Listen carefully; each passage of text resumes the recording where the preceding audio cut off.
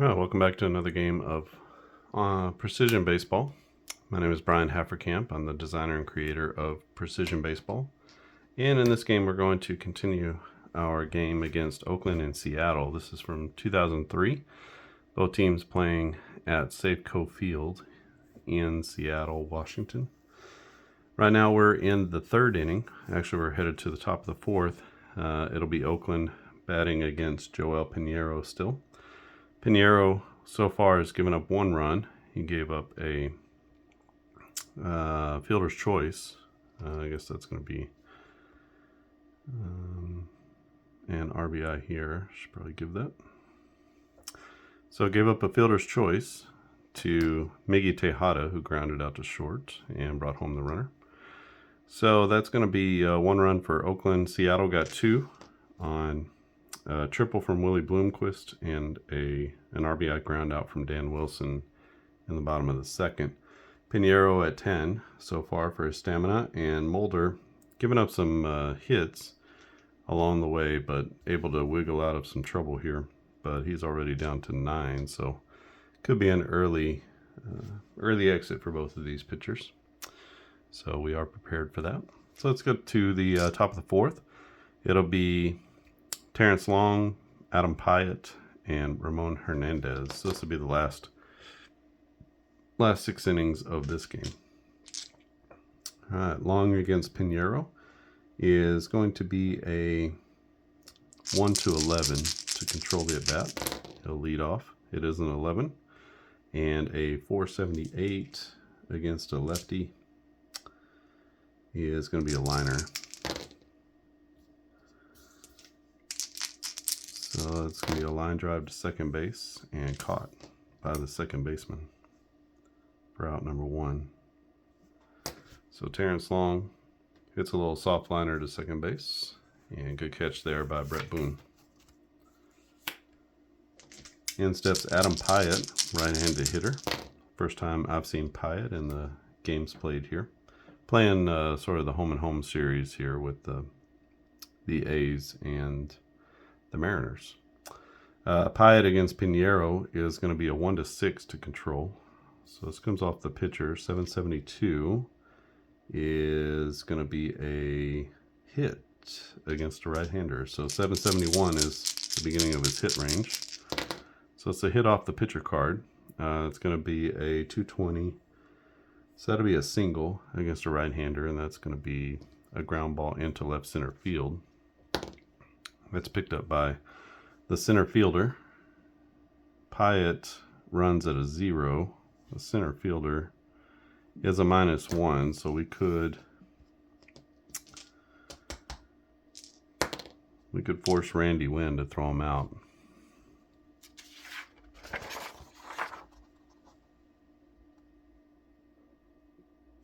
I think we're going to just hold there for now. He's an average runner. May not be going right there. So he's at first base with a single. Tough call there. You can make him try to go to second if you want, but don't have to. It's about an 11% chance of getting him out. So I don't know. Ramon Hernandez is up. He was hit by a pitch his first at bat. This is going to come off of the batter. 831 against a righty is going to be a single. So that's also going to be grounded into left center field. Also picked up by the center fielder. So we'll see about this runner here.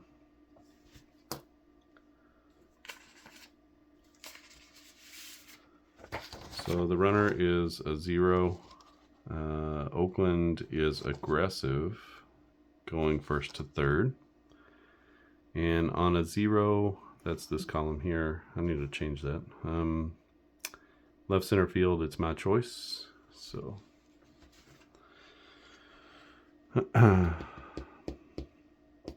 this time with the stakes a little bit higher, I'm going to go ahead and try to send them to third base.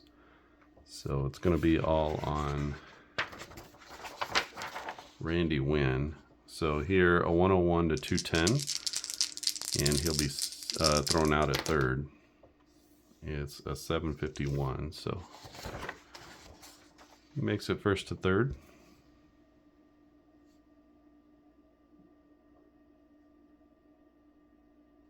And we got runners at the corners with one out, and Mark Ellis to the plates. Ellis 259 average against right-handers, 706 OPS. He's got runners at the corners. And this will be off Pinero's card. A 706 is going to be a walk. So Pinero struggling a little bit as he loads the bases here in the 4th inning. He's down to 5. I'm going to go out and talk about it.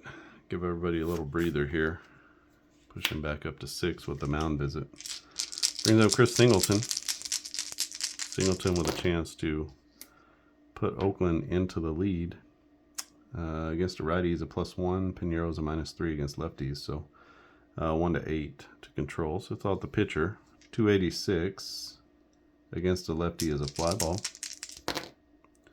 That goes to center field, and it's caught in center field. That's going to be out number 2.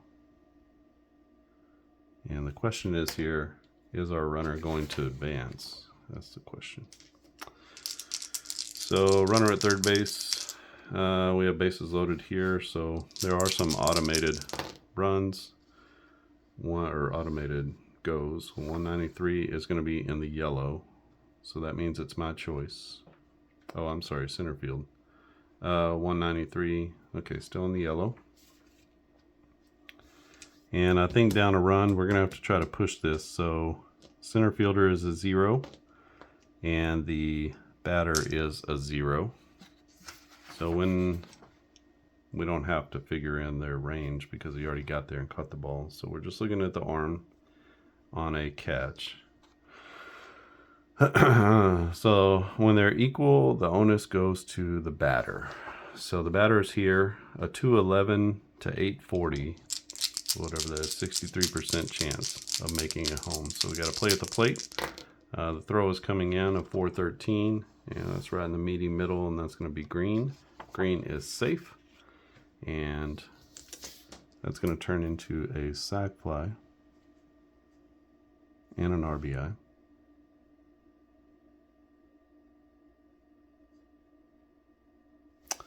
And we'll see about the trail runners.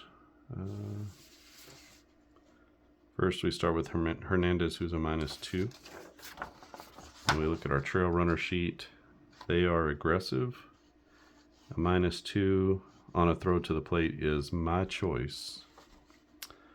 So basically, we would have to roll again on the base running chart. He wouldn't have much of a chance there. Maybe if he was a faster runner, we could do more, but you can see his opportunity is quite small. Oh, he's here. So 211 to 710, 50-50 chance to get there when he's already probably in scoring position. So we'll just leave him there on the sacrifice fly, but that does tie the ball game at 2 apiece, and Miguel Tejada stands in with a runner in scoring position, 2 on and 2 out. Tejada against Pinero is a 1 to 14, so this is Tejada's card. 449 is a fly ball. That fly goes out to left field, and camping under it is the left fielder. He'll make the catch, and that's going to be out number 3. So, a lot of activity there for 1 run, but they do get the 1 run. That's now tied at 2, Oakland and Seattle. Mulder's going to come out for the bottom of the 4th. He'll face off against Jeff Cirillo, Bloomquist, Wilson, and then the top of the order with Suzuki. Cirillo made the final out of the last inning. Bloomquist against lefties is a 0. Mulder really good against righties with that breaking ball. So he's going to be a 1-5 for control. So 20. 603 off the pitcher card is a strikeout.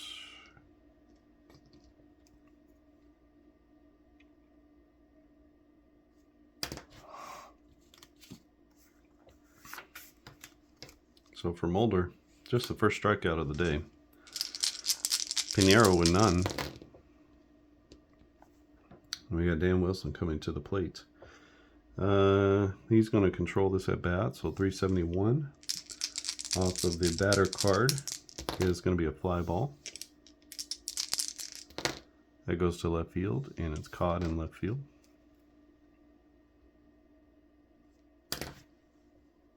And 2 quick ones in the inning as we turn the lineup over here in the 4th inning. 3rd at bat already for Ichiro. He doubled in his last at bat. He also grounded out. Against a lefty, he is going to be a 1-15. So this will come off Ichiro's card. 298. Just into his fly ball range. That'll be a fly out to center field. And caught in center field. That's a 1-2-3 inning for Mark Mulder. As he comes back with a shutdown inning, we're going to leave him here because of the 1-2-3 inning. You can see that's one of our things we get a plus for, 1-2-3 inning. Also a double play. No runner scored when the base is loaded.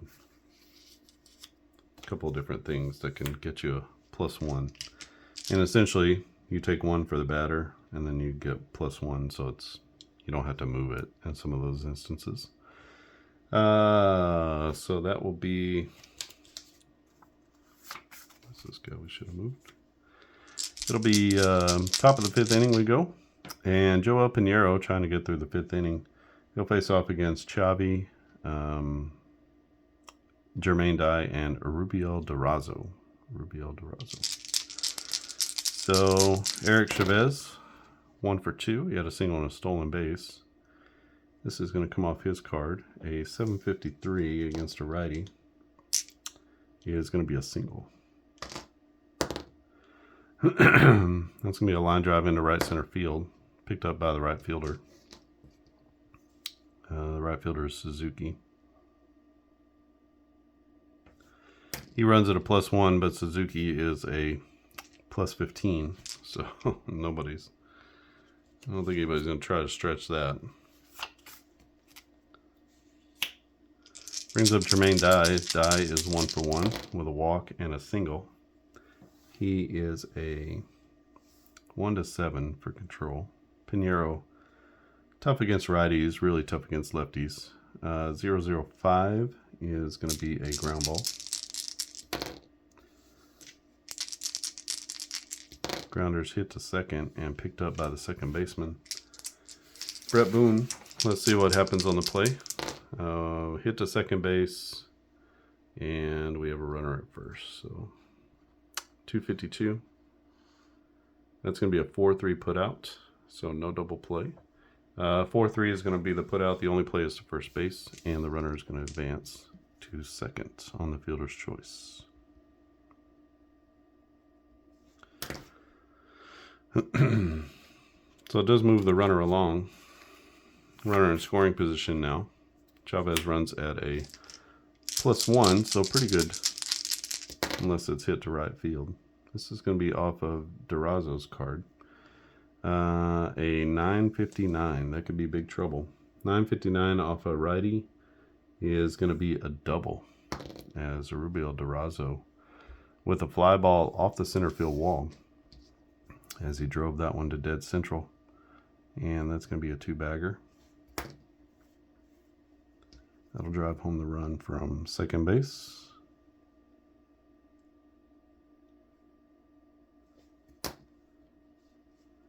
Let's check, see if there's an error out there. No error on the play.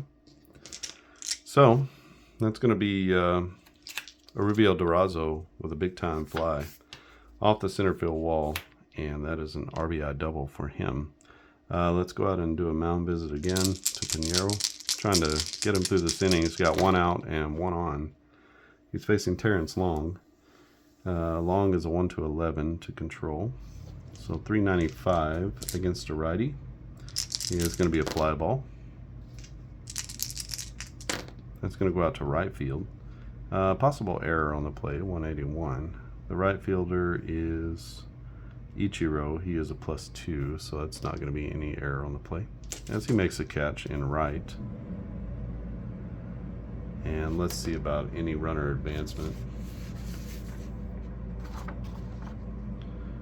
So fly ball to right. And a man at second. 163 is here. That's going to be my choice, whether to advance him or not.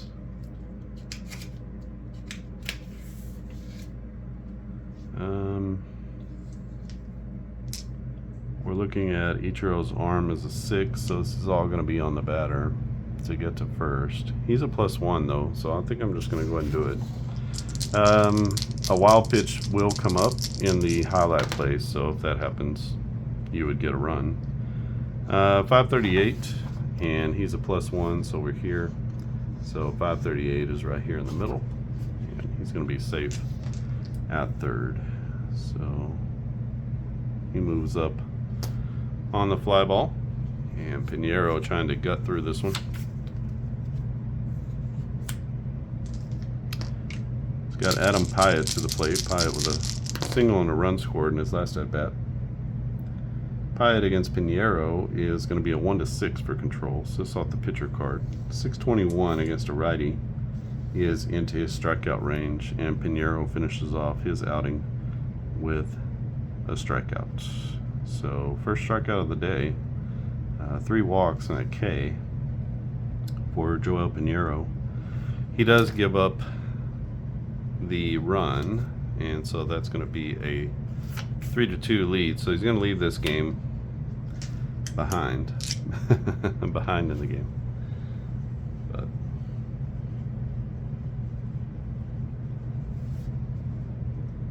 Hernandez a +4 against righties, so that's probably not going to be a great opportunity for him to come out and pitch one more batter. All right, so we head to the bottom of the 5th inning. It is 3-2 Oakland over Seattle. It'll be Randy Wynn, Brett Boone, and Edgar Martinez against the lefty Mark Mulder. Mulder a good inning last inning to buy some more time. 571. This is off of Randy Wynn's card. He's a right-handed batter. 571 is going to be a strikeout though, as Mulder gets him with a good breaking ball. Second K of the game for Mark Mulder. We'll leave him there. His K percentage just 17%. Really low walk percentage though. He does have a couple of walks, 3 walks in this one.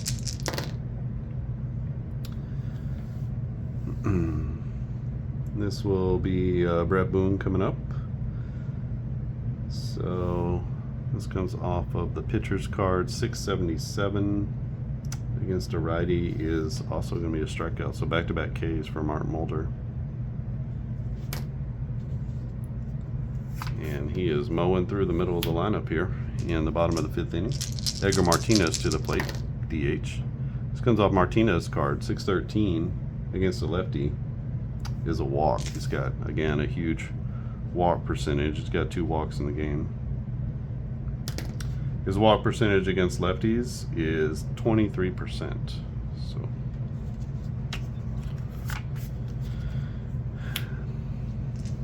Greg Colburn to the plate.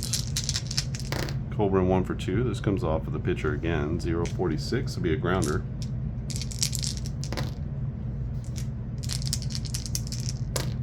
That's hit to the third baseman. And 732. That's a pickup by the third baseman. Let's see what happens on the play. Got a runner at first. 714 is here. That's going to be a 5-3 put out. And that'll be the end of the inning, as Eric Chavez makes a good throw across the diamond. So Martinez draws a walk, but can't get around. So we head to the top of the 6th inning, and that is going to be a 3-2 lead for the A's. Mark Mulder pitching very well so far. He started to settle down a little bit the last couple of innings. Let's go ahead and get a new pitcher for the... Who are they? The Mariners. So let's check out who we got. We got our relief pitchers here on top.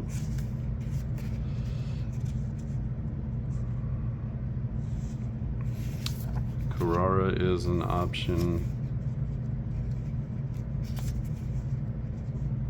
JJ Puts is an option. And then what do we have here? We're looking ahead at the lineup. We got a righty,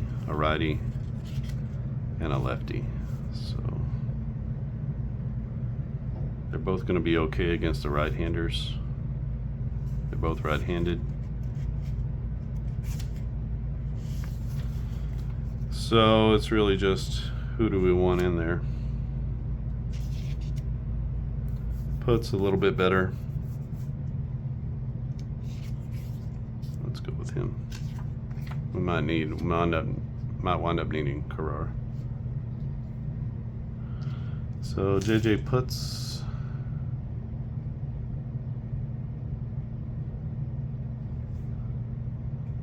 He's going to come in here to face Hernandez.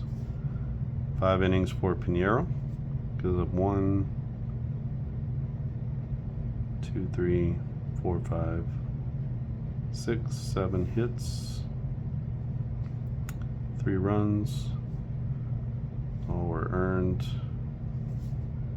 1, 2, 3 walks. Just the 1 strikeout, I believe. 1 hit by pitch, and he faced 26 batters. So that'll close it off for Joel Pinheiro. He's on the hook for the loss at this point. JJ Puts coming into the game, right-handed pitcher. He has a stamina of 6.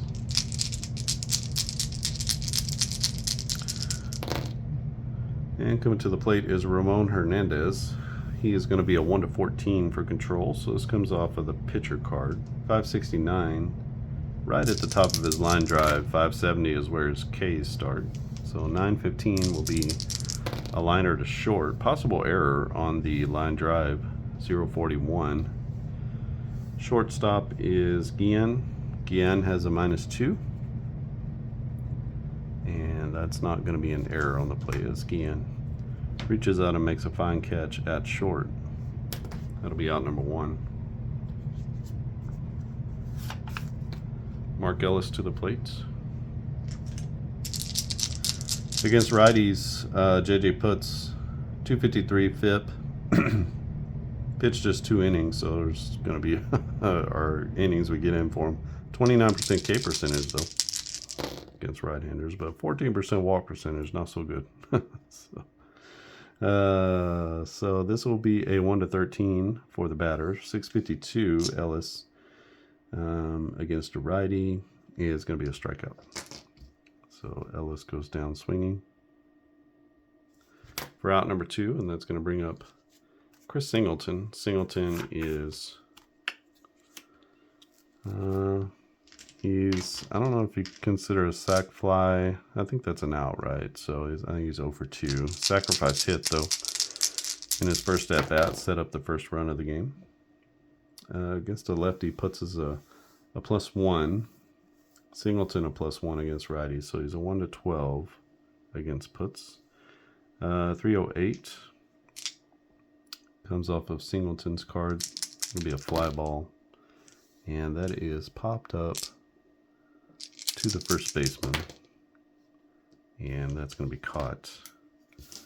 So that's a 1-2-3 inning with a pop up to first. Oakland goes down. We'll give him the 1-2-3 inning so he doesn't have to change. We're hoping to get a couple of innings out of JJ Puts. A lot of their pitchers are like 3-4 for their stamina, so really just 1 inning type guys. That's going to bring up Mulder against Guillen, Cirillo, and Bloomquist. So bottom of the order coming up for Seattle. Seattle down by a run. They need some base runners here. Let's get some runs. That's what Harry used to say. He'll be hitting, Guillen hitting right-handed against the lefty Mulder. That's going to make him a 1-14 for control, but this is a 15, so this comes off Mulder's card. 966 is going to be a hit for Guillen. And the hit is a 950 against a lefty. Oh my goodness, he is going to go deep. That is a deep fly ball to right field. And on our sheet it says re-roll. If it's a 1, then it's an inside the park home run. Yeah, it's a 3. So that one's going to get over the fence in right field. And Carlos Guillen, with an opposite field homer off of Mulder, is going to tie this ball game at 3. That was clutch. For the bottom of the order,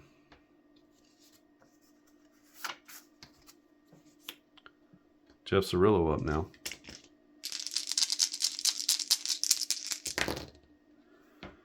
Mulder, a veteran.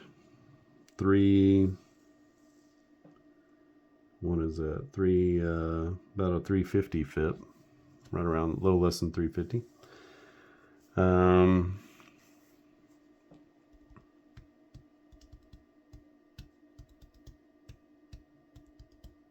348 to be exact. So this is going to be for Cirillo against a lefty. He is a +1.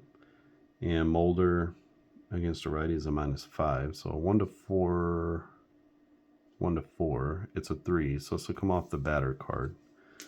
626 against the lefty is going to be a strikeout. So a pretty narrow range for Jeff Cirillo. Just a 7% strikeout percentage against left-handers, but he goes down looking here.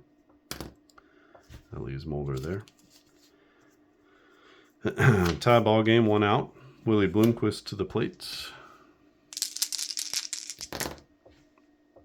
We got a 20. That'll come off the pitcher. 0-15. That's going to be a grounder. That's it to the second baseman. No problem at second base for Mark Ellis. And that'll be out number 2. So Mulder recovering after that opposite field home run to Carlos Guillen.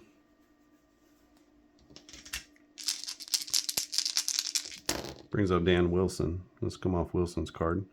968 could be real trouble. 968 against the lefty is a double. As Dan Wilson, with the ground ball down the right field line, shoots it the other way. So he is going to go in for 2. He's a -1. Let's see if there's an error out there that would give him an extra base. 281, no chance for an error. And let's see.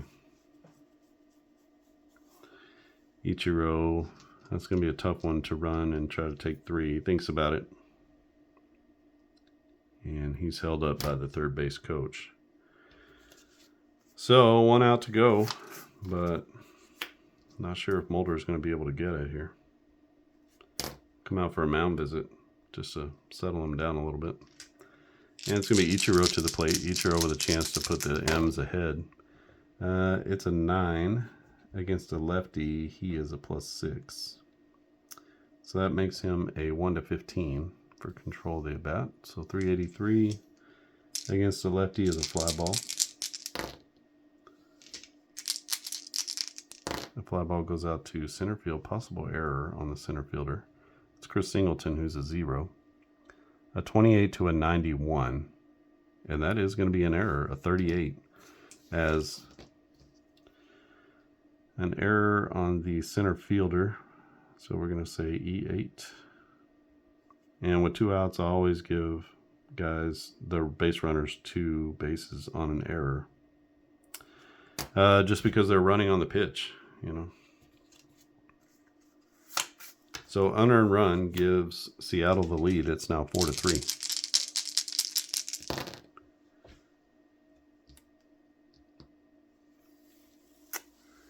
And let's bring up Randy Wynn to the plate. Wynn batting right-handed.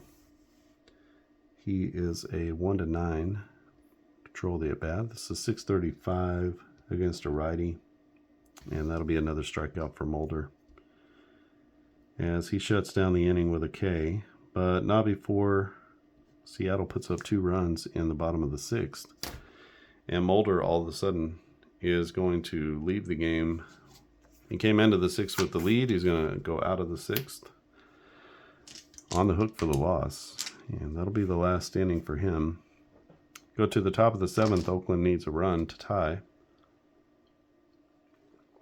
They're facing J.J. Putz still. Putz against Tejada. Tejada, a right-handed batter. This will come off Tejada's card. 9-17, big trouble there, as he is going to rip a double. And that's going to be a misplay in left field. And so not an error, but he misplays the ball. Ball gets all the way to the wall. Tejada is going to go into second with a double. And let's see if there is an error on top of that. That would be adding insult to injury for sure. So Tejada rolls into second base with a double.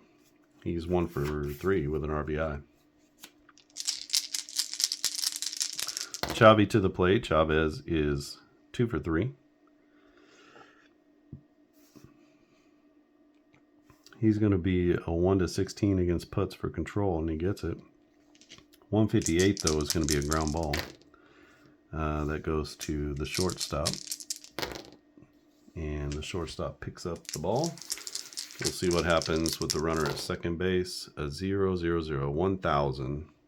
Could be a strange play with a runner at second base. We have a 6-5 put out. So that's going to be shortstop to third base. So the runner is going to be, or the batter is going to be safe. We're going to get an out here.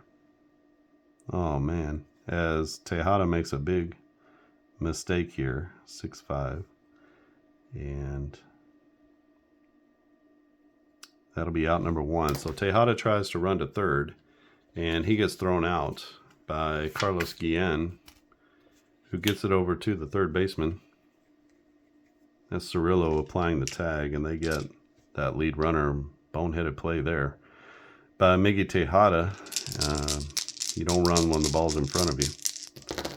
But he tried it, and that's why we don't do it. So it brings up Jermaine Dye. Dye is 1 for 2 with a walk and a single.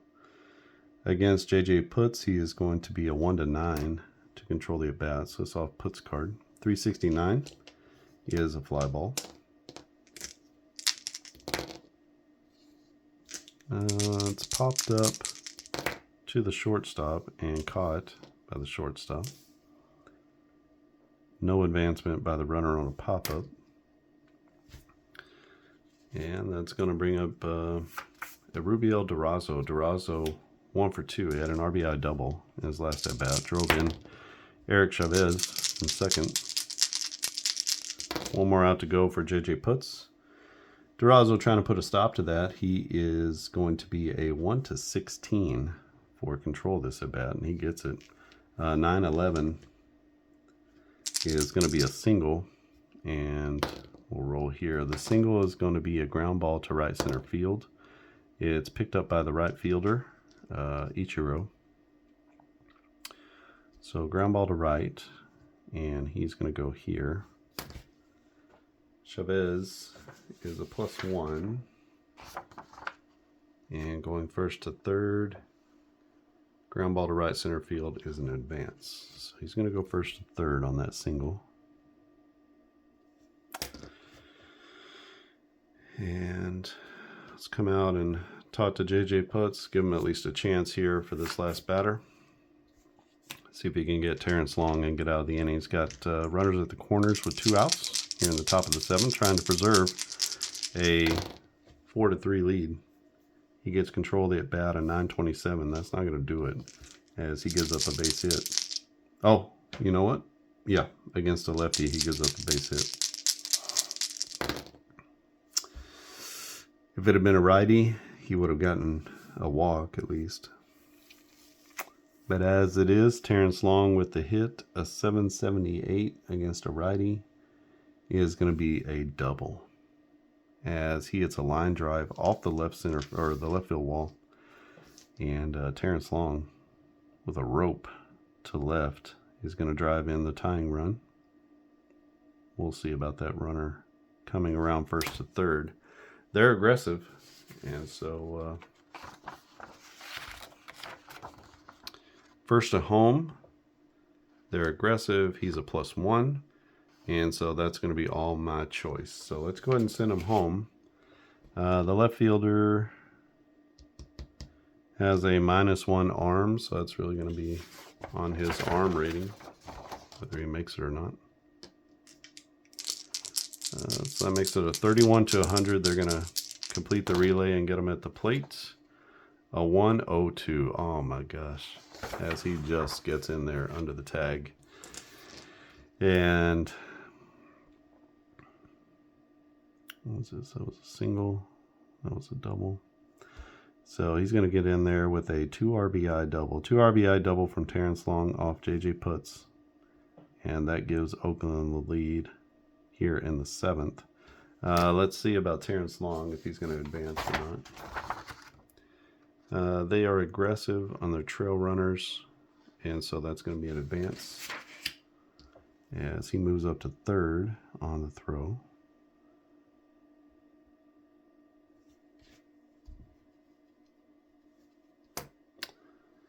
And I think that's got to be it here for J.J. Putz.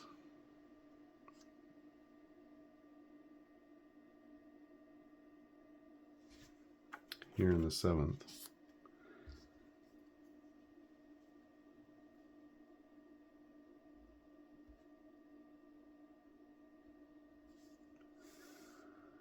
So Putz lasts just 2/3 of an inning. Actually 1 2/3. Huh? So 1.2 gives up 1, 2, 3 hits. At least 2 runs so far.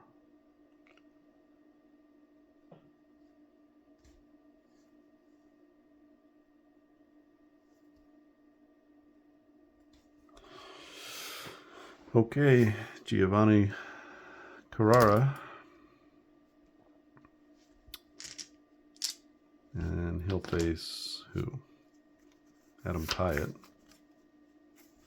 Pyatt 1 for 3 in this game. He's got an RBI, or a single and a run scored. And let's see if he can close down this inning against Adam Pyatt. Pyatt is going to be a -2, so this comes off the pitcher card. 143 will be a grounder. That's a ground ball to third base. Picked up by the third baseman. And with a runner at third base, 206. It's going to be a 5-3 putout.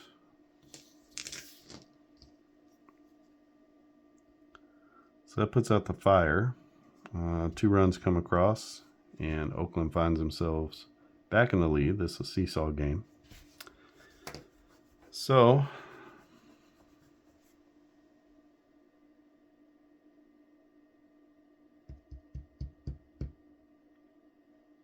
we head to the bottom of the inning. It's now 5-4. Oakland over Seattle. It'll be Brett Boone to the plate. We're going to get a new pitcher for the Oakland A's, who all of a sudden are going to be coming out pitching with the lead. What do we got? Wright, and Colburn is a right-hander as well.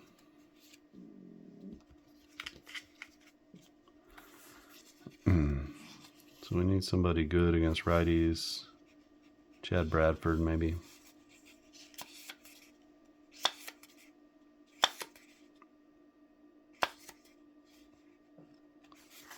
Jim Messier.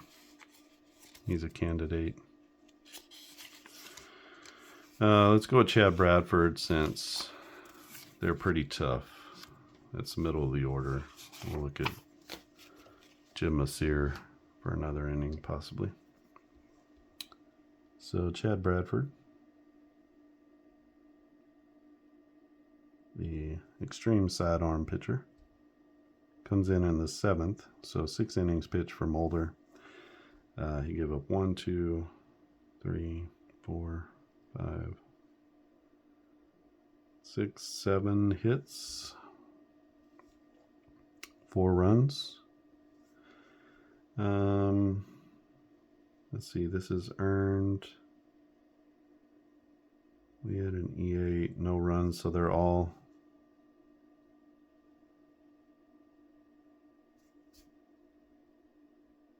oh, he scores on the error, so there's no RBIs, so 3 earned runs.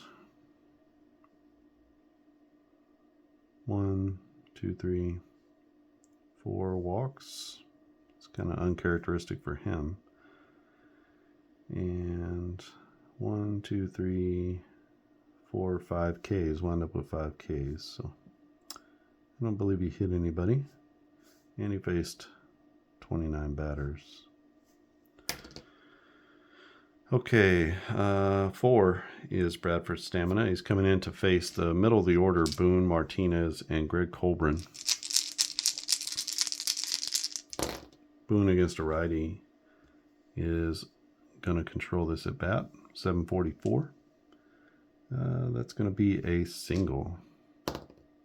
And that'll be a blooper down the left field line.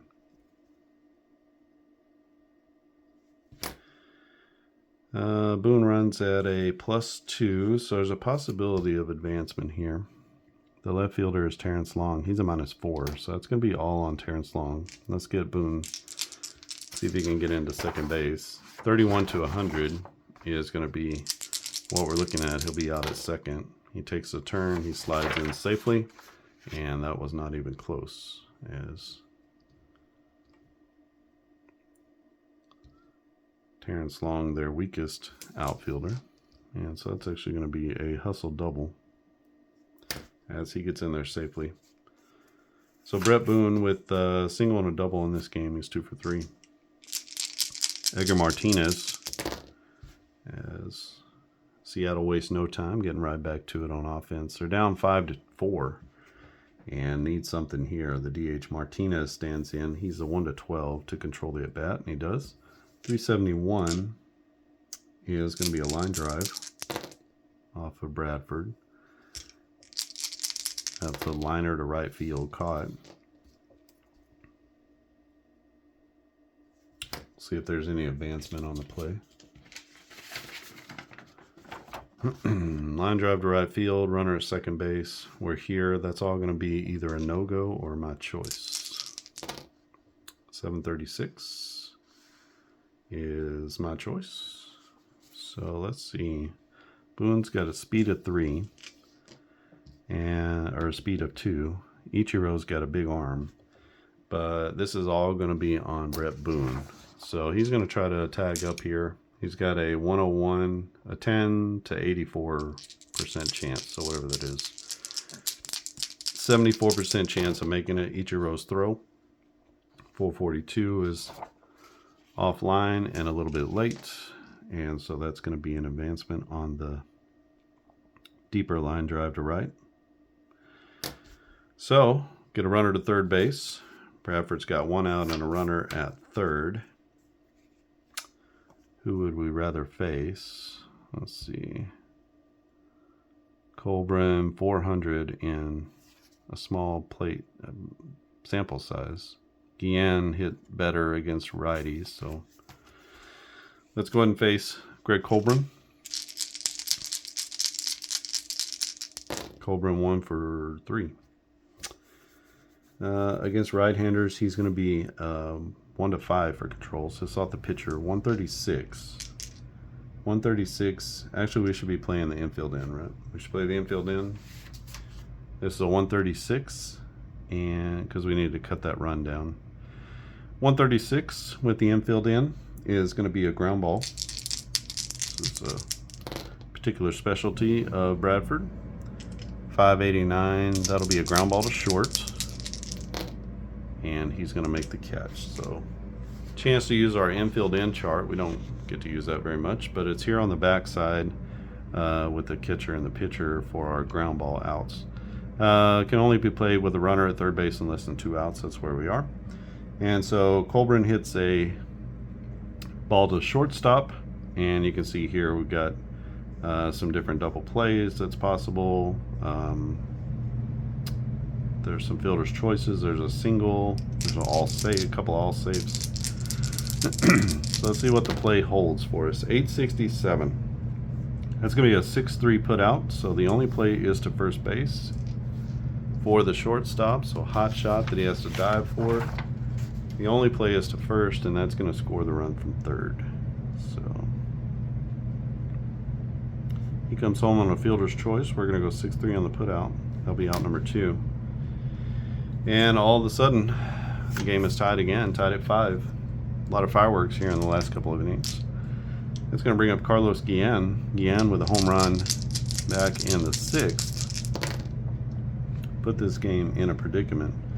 And let's see what he does here. He's batting left-handed. He is going to be a 1-16 to go off his card. 321 against a righty is going to be a fly ball. That goes out to, that's actually a pop-up to the pitcher. 185, possible error on the pitcher. This would be a wild play. So he's a 0, and a 185 is not going to be an error. So Bradford with a little short pop, and he's going to get to it and make the catch as we go P1, which don't have a lot of those. That'll be the 3rd out of the inning. But Bradford does give up the game-tying run, and it is now 5-5 as we head to the top of the 8th. Good one here. In game number, I don't remember which one this is. Game number 2 in Seattle, I believe. Maybe it's game 1. I'd have to go back and look. But we got, we're gonna need a new pitcher here. So Ellis, Singleton is a lefty, so we're gonna need somebody. Julio Mateo. I think maybe I called him Jorge Mateo once. That was not right.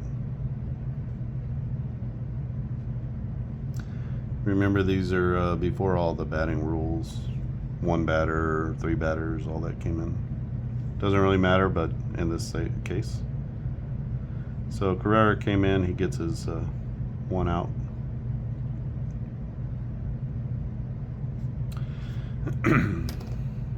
Julio Mateo with a 7 for his stamina. Let's change this over to Hernandez. Hernandez good against right-handed pitching, +4. Mateo is a -2 against righties. So in this matchup, Ramon Hernandez has a 1-12 to get control of the at-bat, and he does. 410 against a righty is a line drive. As we start the top of the 8th inning, a line drive to second base. Possible error on the second baseman, Brett Boone. He's a +3, so no error on the plate. And he makes a fine catch for out number 1. So that's going to bring up Mark Ellis. Ellis is 1 for 3. Struck out in his last at bat.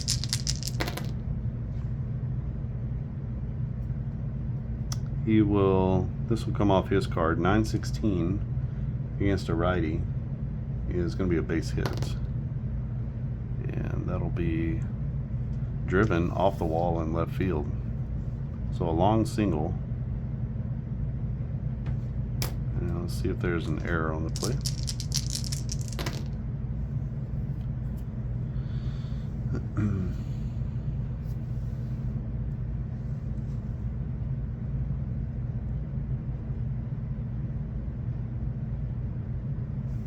So no error on the play. Sorry, I was looking over here at just to make sure we got everything.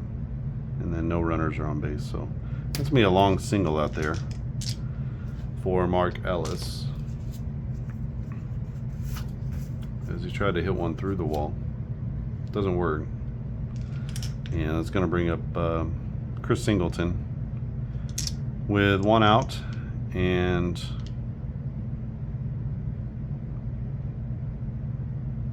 one on. Let's go ahead and try a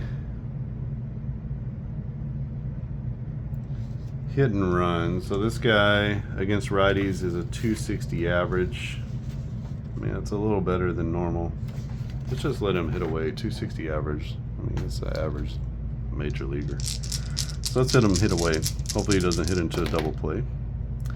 Against righties, he is going to be a 1-9 for control. 676 is a strikeout for Mateo, as that's a big second out. And that's going to bring up Miggy Tejada. Tejada with a double in his last at bat. He got thrown out trying to go to third on a ground ball to short, which was odd, but does happen. And he'll be trying to drive a run in here. 8 is going to come off of Tejada's card. 0-14, though, is going to be a grounder. And that goes to short. And the play has made it short. Let's see what happens. There's always an all safe on here, right? So up here, it's like a lot of all safes. So we just roll to make sure. 278 with a runner at first is going to be a 6-3 put out.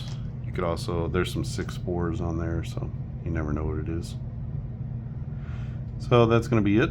Again, the name of this game is Precision Baseball, so it's about trying to be as precise as possible, not necessarily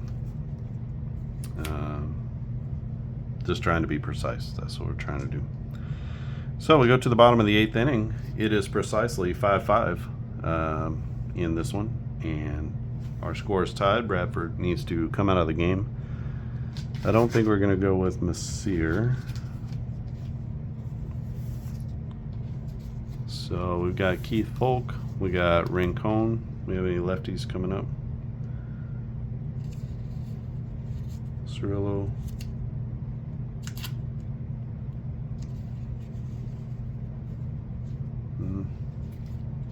All righties, and maybe Rincon will be good to bring in if we need him against Ichiro. That's sort of the matchup that we're looking for. He's excellent against lefties.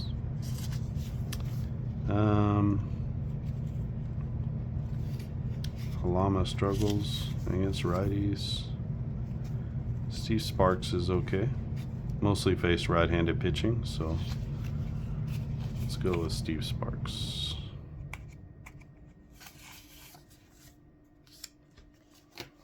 Really trying to save Keith Folk if we can.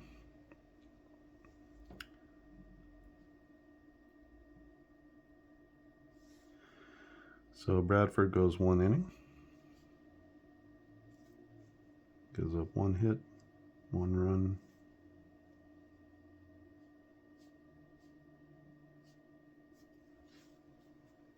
So Steve Sparks with a stamina of 8 can come in.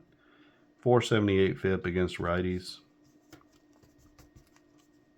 Only a 9% K percentage. Don't expect him to be blowing people away. But he'll face Jeff Cirillo. Bottom of the order, Cirillo, Bloomquist, and Dan Wilson. So he's going to be a 1-2. Batter is 1-11. 151. This will be a ground ball to third base. Possible error on the play. Chavez is a +7, so not going to be an error. The error range for them is 1 to 16. So if you're greater than 1. So Jeff Cirillo is going to ground out to third as Eric Chavez makes the play to first. Brings up Willie Bloomquist to the plate. Bloomquist is 1 for 3. He had an RBI triple back in the 2nd inning. Here, he's going to be even Steven with Steve Sparks. So 1 to 10. This will come off of Sparks' card. 948 is going to be a hit off the pitcher card. 849, maybe a big hit off the pitcher card. It's not, it's a single. And that'll be a ground ball into left field. So Willie Bloomquist with a hit to left. See if there's an error on the pickup. No error. And he'll be at first base with 1 out. Dan Wilson to the plate.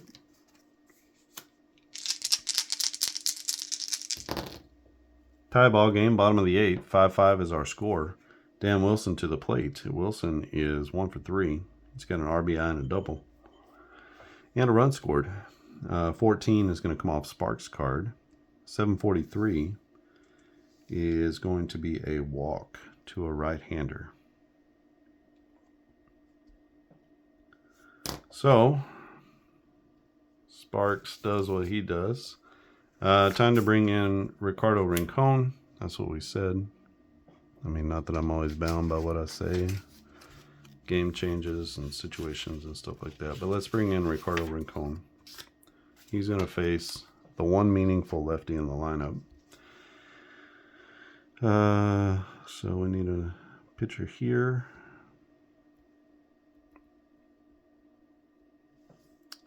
And he went just a third of an inning.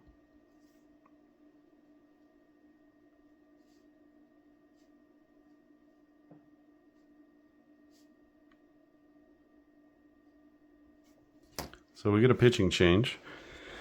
Kent Maka comes out, hands the ball to his big lefty, Ricardo Rincon.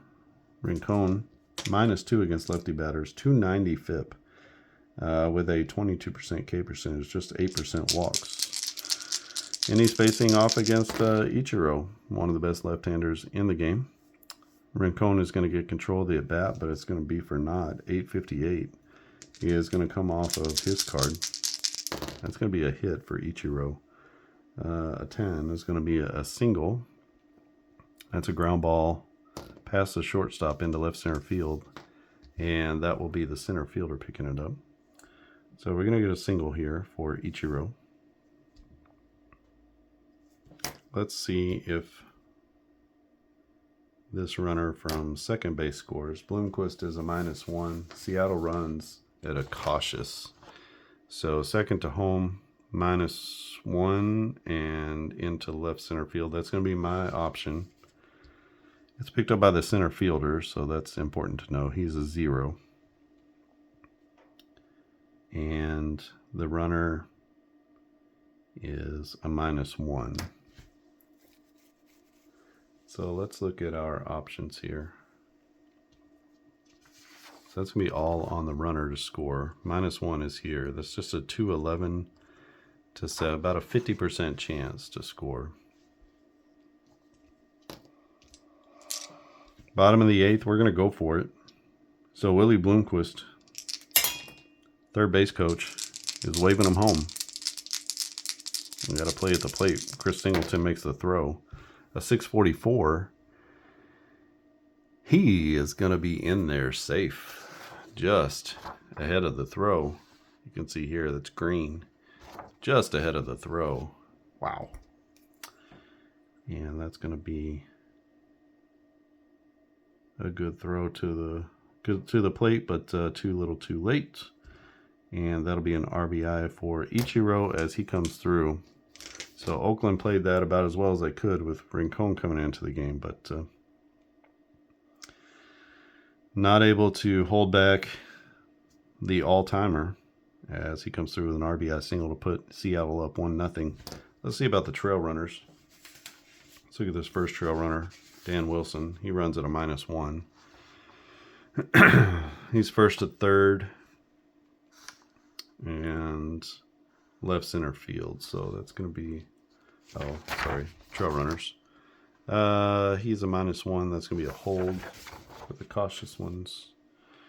So everybody holds because Dan Wilson doesn't go. That means Ichiro can't go. So now we got 2 on with 1 out and 1 in. And Seattle has a 6-5 lead here in the 8th. Randy Wynn to the plate. He's batting right-handed. He's a little bit better against lefties than righties. He's a 1-16 to control this at bat. 482 against a lefty is a line drive. And that liner is going to go to the shortstop. 407. Shortstop makes the catch. Let's see. We got a possibility of a double play here. It should be a double play. So we got our things here. If it's a green, it's a double play. If it's a yellow, it's a double play check. And red is no double play. So we got runners at first and second. 940 possibility of a double play. I said we hit it to the shortstop, right? 940 is here. And we got runners at first and second. So no double play, no double play check. So all the runners get back.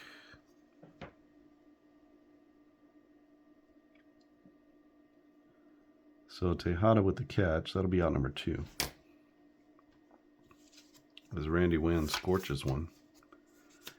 But he hits it right to the shortstop, Tejada. Tejada not a great fielding shortstop, but good at catching it, not a lot of range. Brings up Brett Boone. Boone, dangerous hitter. He is 2 for 3. Against lefties, not as good. He has 257 against left-handers. 831 OPS, though. And draws more walks and takes fewer strikeouts. So cuts his swing down maybe a little bit against lefties. He is going to be a 1-16 and 602 against a lefty. He is a strikeout. So Brett Boone takes a mighty hack, trying to extend the lead, but he can't. But with 3 outs left in the ball game, actually 6 outs, I guess technically, but with 3 outs left for Oakland, they find themselves down 6-5. This one's been a seesaw affair, back and forth each inning. And we go to the bottom of the 9th. It is 6-5. 2, 3, 4, 5. Yeah. 6-5 our score. And they're going to send out Rafael Soriano. He is their closer. We're facing Dye, Durazo, and Terrence Long. That'll be who is up for Oakland. So Rafael Soriano is going to come in. He replaces Mateo, who goes an inning. Gives up 1 hit, no runs, no walks, and a K. Let's finish off these over here. Steve Sparks. He lasts just a third of an inning. He's responsible for that run, so he does give up the run. Rincon gives up 1 hit. No runs. Cruelty of the game a little bit that he came in and the runs get charged. But that's the way baseball works.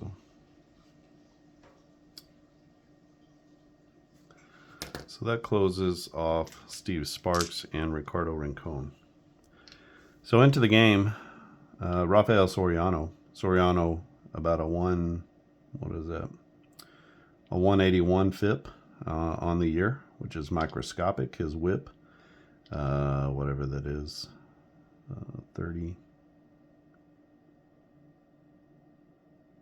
So about a 0.85 whip, 0.8.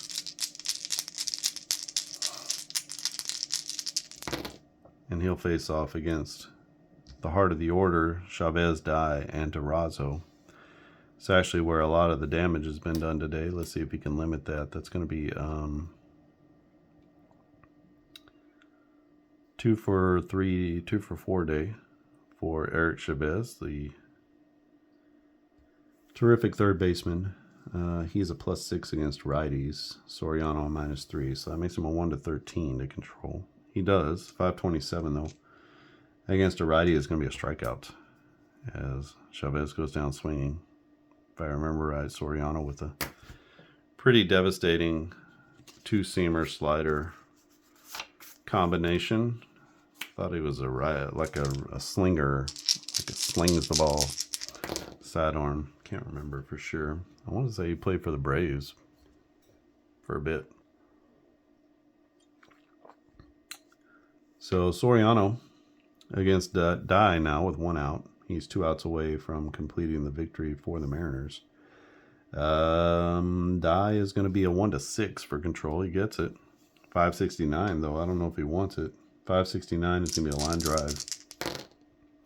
So that'll be a liner to short and caught by the shortstop. Good snag there by Carlos Guillen.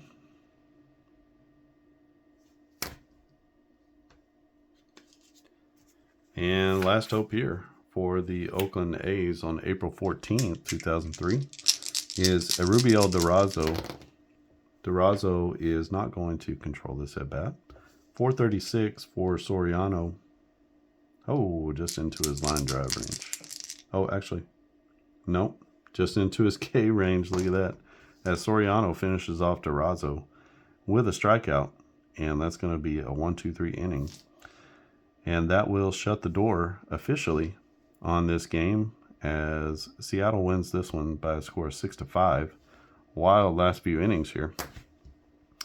But Rafael Soriano comes in and nails the coffin shut. He goes 1 inning, gives up no hits, no runs obviously, no walks, and 2 Ks. He faced just 3 batters, and that's going to be it, as he's going to get the save. And it will be Mateo is going to get the win.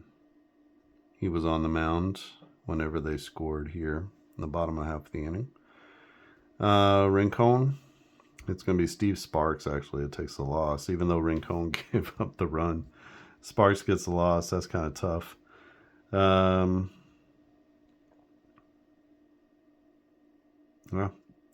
let's figure this out. 7, 8, 9, 10 hits for the Seattle Mariners. And 10, 11 hits for Oakland. There were some errors. I think 1 for each team, I want to say.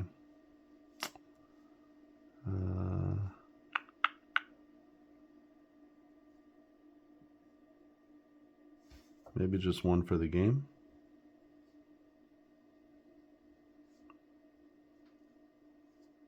There's 1 here. So 1 error to Oakland.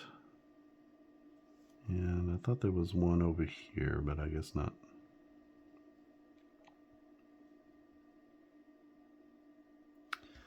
I'm not seeing it. Okay, so no errors. So 5 runs on 11 hits and 1 error for Oakland. 6 runs on 10 hits and no errors for Seattle. The big man on campus in this game. Good game here. Ichiro Suzuki with the game-winning RBI.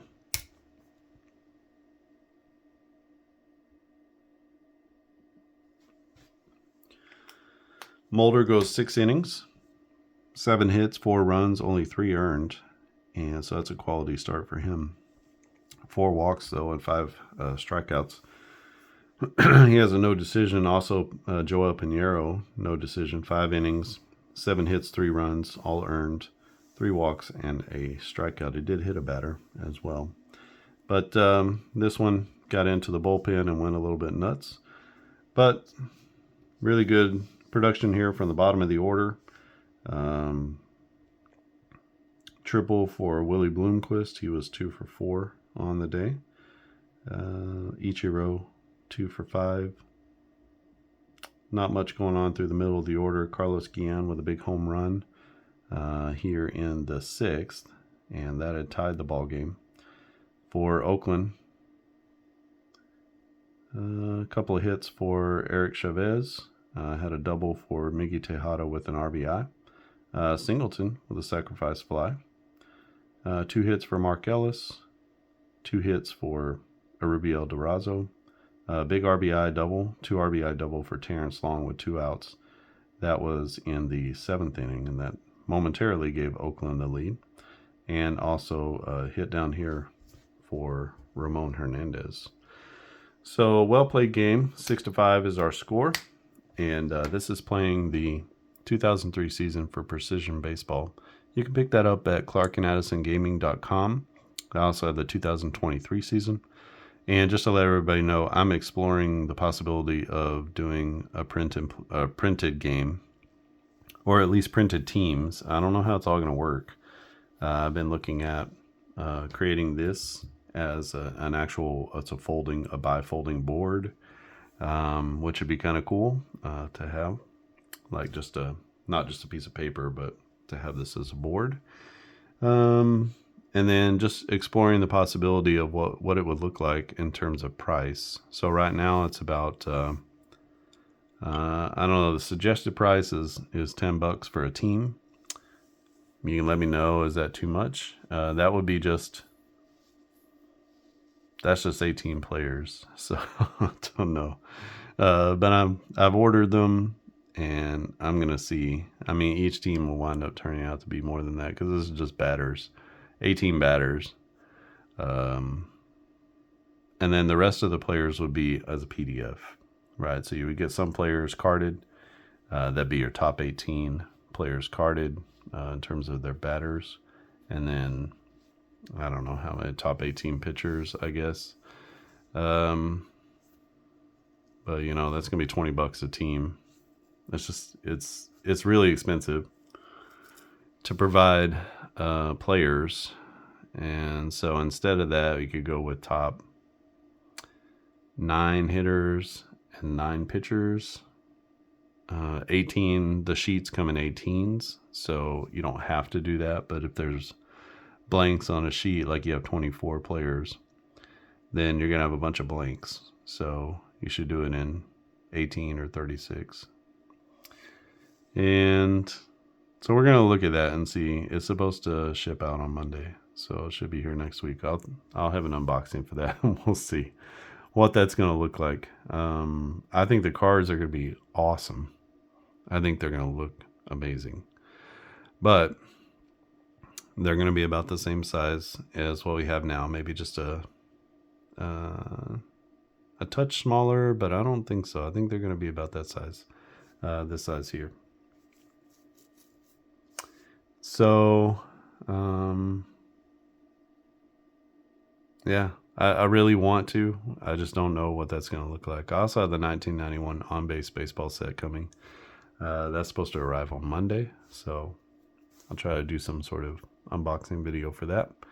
And that's the next pocket edition for on-base baseball is 1991, and then I have to figure out what to do after that. But I really want to provide this game as a full set. It's going to cost you $200. I mean, it's going to be a lot, and I don't know if people want to do that or not. You can put it down in the comments section if you pay $200 for a printed season of this. But that's about what it's going to have to be, especially if I do 36 players. You're talking about, I don't know, just wholesale, you're talking about like $9 a team. And then, you know, you would need to buy it would come with a board. It would come with, I don't know if I'd make you print out all these pages or not. If I could do it in a box where they didn't fold them, that would be good. And then you got all the fields. You got 31 fields. I mean, it's a lot. It comes out to a lot. It's way cheaper to print the game at your house than it is to try to provide something. But if I could do individual teams, and then you can just kind of pick and choose, and then if you have the game, but you want to print out everything else, I don't know how it will work. So I'm just trying to look and explore at this point. For $5 I can explore. It's not really a huge deal. So I'm gonna look at those, and I might just be in love when I see the cards. Who knows? I don't know. You might be in love when you see the cards. I'm not sure. And love makes us do wild things. Just because I make it available doesn't mean anybody has to buy it.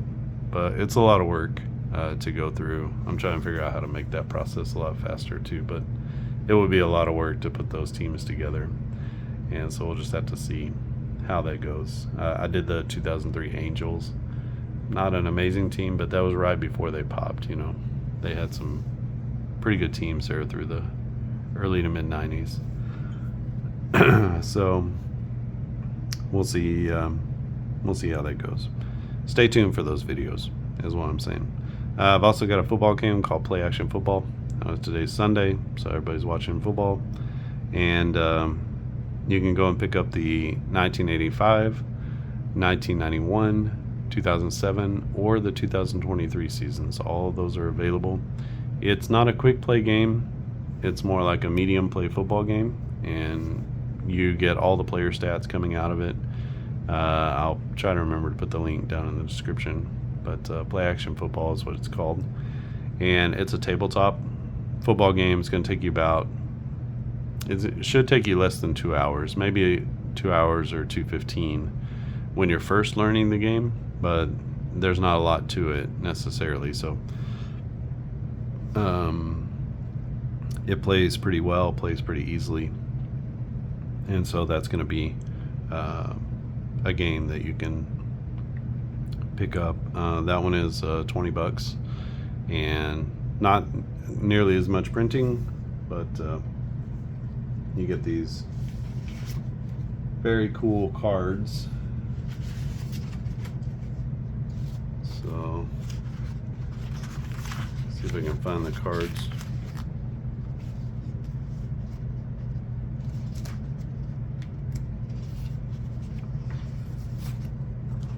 So these will be Broncos and Cowboys from 2023. You can see those better.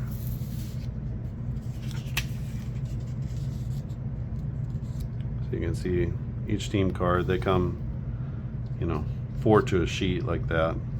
You just cut them off, but they got all your players here. This is basically your player finder, and then you're going to use these values here in order to play the game. All of your kicking game is down here, and then you can look and see what kind of passing and rushing ratios the teams had. So you can really check that out, and I encourage you to go see. So you can see here, it's the Cowboys. You can see here, this is all your rushing players, all of your receiving, your top receivers, top sacks and interceptions, and then you have all your players here for your starters for offense and defense. So that's just a look at the cards, and you get that for every team, what their record was, what defense they played as a base defense, and then you can call plays. There's an auto play calling sheet. There's different types of offenses you can run, so pass heavy, run heavy, or balanced, and really you're looking at the passing and rushing numbers. If you want to play that straight up like that, you can. Let's leave that here. If you want to play that straight up, you can, where you just follow those numbers and use the appropriate sheet, or you can do it per drive. You can change that up, use it part of a drive, you do pass heavy, part of it you do run heavy, however you want to do it. There's a lot of sort of freedom in the gameplay.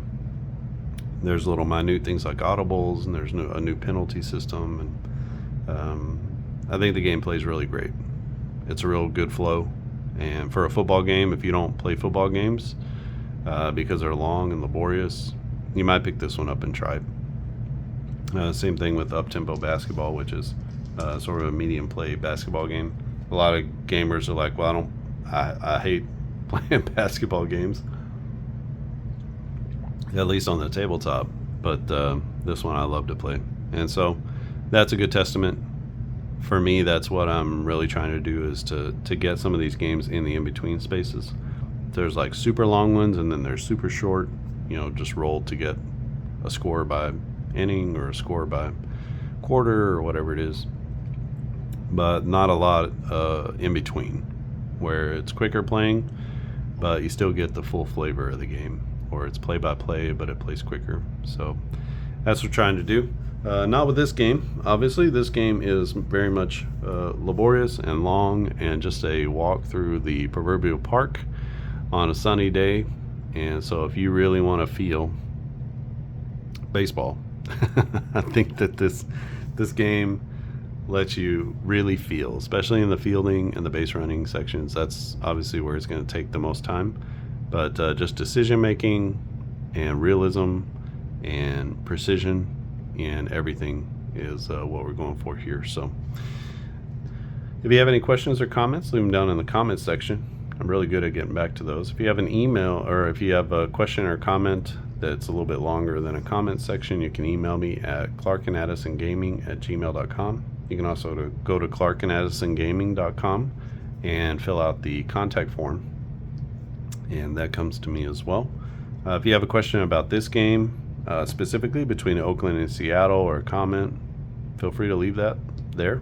Don't know if these teams are interesting to anybody. I like the players from these two teams. These are two teams I didn't particularly hate or anything. I'm not a big AL guy, so the American League, other than the Yankees, I don't have a lot of like hatred for NL East teams other than the Braves. You know, I don't like to play those teams too much, but these guys are okay. And get a chance to see Safeco Field, get a chance to see Oakland Alameda Coliseum. So played that in the first 3 games, and you can go back and check those out in the Precision Baseball playlist as well. So lots of things here. If you haven't subscribed to the channel, click on subscribe. You'll get those notifications right to you whenever I post new videos, which is usually 1 or 2 a week. Just kind of depends on how things go. And always doing different types of replays. You can find football, baseball, and basketball, at least here. And a couple of maybe some golf videos tucked in there from a long time ago. I have to revisit that game a little bit. And then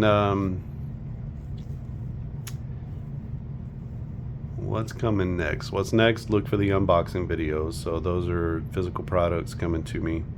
Again, I'm exploring the possibility of making this game a physical product. I don't know. It just seems like it's going to be so expensive compared to what I can do with the PDFs.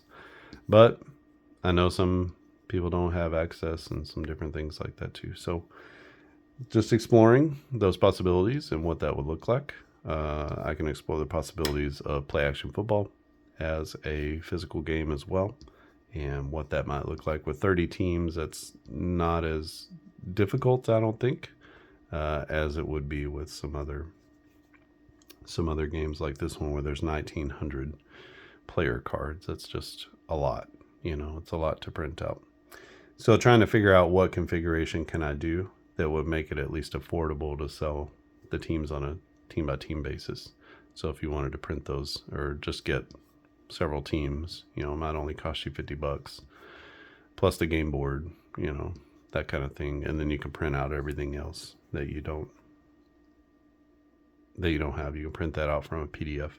So we'll just have to kind of see how that works with all the different components and what configuration would make the most sense, and what configuration would also make the most sense in terms of dollars and cost. So that's really what I'm thinking about there. If you have any comments or suggestions about that, like how many players would you want per team? You just want the top 9 and then top 4 starters, top 4 relievers, you know, like I don't know what everyone would really want. Obviously you want all of them for free, right? I think that's like the optimal, but that's never going to happen. And so you just got to think about how much would you want, you know, in terms of printed players, because you're just going to have to print some others from a PDF. So sort of like you do with other games where you get some carded and some you just have to print off yourself. So we'd have to do that as well. All right. I think that's it from here. I appreciate everybody's support of this game. Go out and get 2003. I also have 2023. I'll be working on 2024 soon. I really want to see if this printing is an option. Maybe I can provide 2024 as a printed set. And I'd be okay spending my time doing that if people were interested. So I'll just have to see. But go out and pick those up. ClarkandAddisonGaming.com. ClarkandAddisonGaming.com. And you can pick those up. All right. I think that's it from here. Thanks for watching, and I'll see you again next time.